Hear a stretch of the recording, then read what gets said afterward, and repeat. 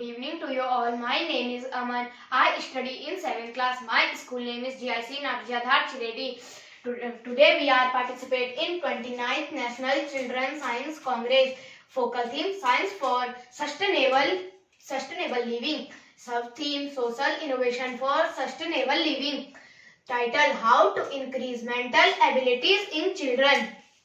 कार्यविधि सबसे पहले हमने समस्या का चयन किया how to increase mental abilities in children पर शोध करने का निर्णय लिया। कोविड-19 के कारण ऑनलाइन क्लास के कारण बच्चों का अधिक समय फोन के साथ बीत रहा है। उनमें परिश्रम करने की आदत कम होती जा रही है। ऑनलाइन एग्जाम के समय पाठ को न समझकर बच्चे सीधा प्रश्न का उत्तर गूगल से सर्च करके लिख रहे हैं। निबंध, कहानी, लेखन, वाद विवाद, भाषण, ड्राइंग, क्विज, अनुच्छेद, गणितीय समस्याएं आदि प्रतियोगिताओं की तैयारी भी बच्चे अपने दिमाग से न करके सीधे इंटरनेट से लिख रहे हैं। यह इंटरनेट बच्चों के दिमाग पर हावी हो रहा है। कोविड-19 के कारण हमने अपने प्रोजेक्ट के शोध के लिए अपने ही विद्यालय के बच्चों पर सर्वे किया। यह है हमारे विद्यालय की लोकेशन और यह है हमारे विद्यालय के सर्वे के कुछ फोटोग्राफ्स, जिससे हमने निम्न प्रश्न पूछे। हमने प्रश्नावली द्वारा किए सर्वे में मिले आंकड़ों का विश्लेषण किया। हाँ बोलने वाले बच्चों का, ना बोलने वाले बच्चों का हमने इस तरह से आंकड़े निकाले।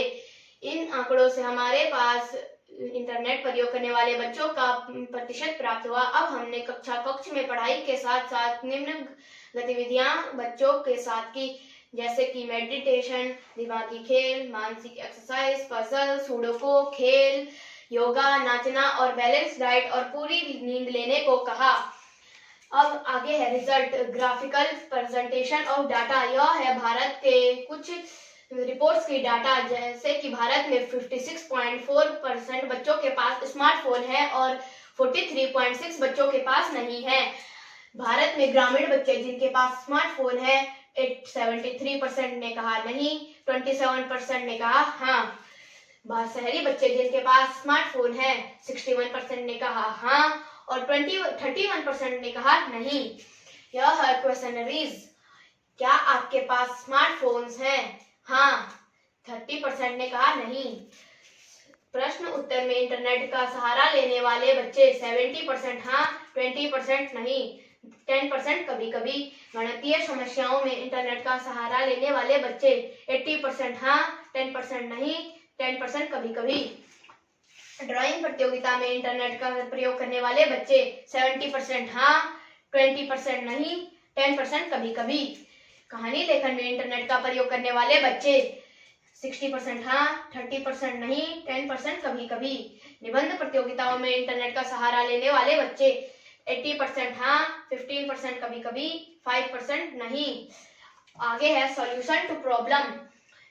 मेडिटेशन, यह रही मेडिटेशन के कुछ फोटोग्राफ्स। इससे बच्चों में एकाग्रता आती है, वह तनाव व चिंता का स्तर कम होता है, वह मांसपेशियां मजबूत होती हैं।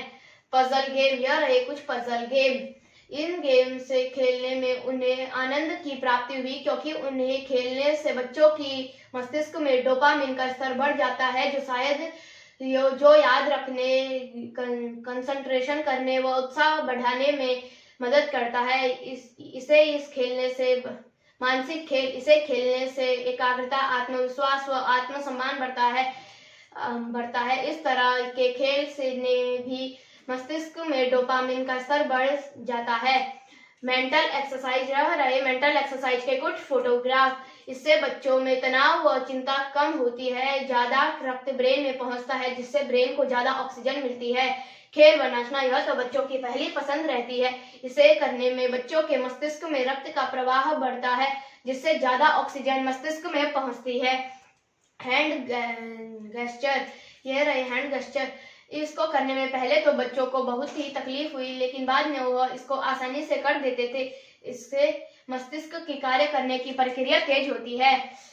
निष्कर्ष, बच्चे उस उपयुक्त गतिविधि करने से आनंद के साथ साथ समस्या का समाधान करने में तत्पर व उत्तेजित हुए हैं।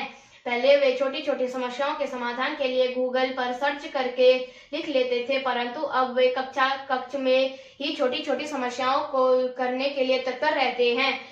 भविष्य के लिए हमारा मोटो। हमारे देश के सभी विद्यालयों के कक्षा कक्ष में पढ़ाई के साथ साथ मेडिटेशन, पजल गेम, मानसिक खेल, मेंटल एक्सरसाइज, योगा, खेल, नाचना, क्विक डिसीजन, हैंड गेस्चर आदि गतिविधियां अवश्य होनी चाहिए। इन सब गतिविधियों से बच्चों में मानसिक क्षमता का विकास होगा और वे देश के कुशल नागरिक बनेंगे। Thank you. Have a nice day.